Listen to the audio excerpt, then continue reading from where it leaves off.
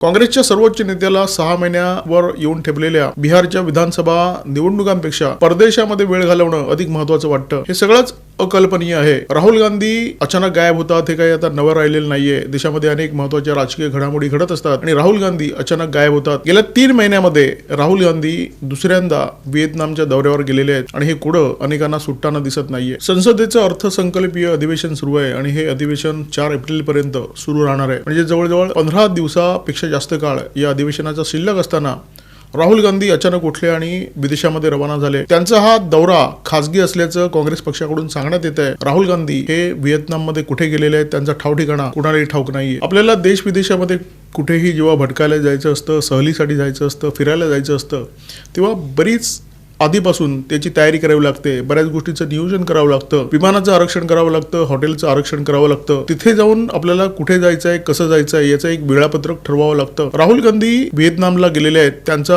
हा दौरा पूर्वनियोजित आहे असं जर आपण गृहीत धरलं तर याच काळामध्ये संसदेचं अर्थसंकल्पीय अधिवेशन होणार हे राहुल गांधी यांना माहीत नव्हतं का? आणि हे माहीत असताना सुद्धा जर त्यांनी हा दौरा नियोजित केलाय तर ही गोष्ट अनेकांसाठी निश्चितपणे आश्चर्यकारक ठरणार आहे।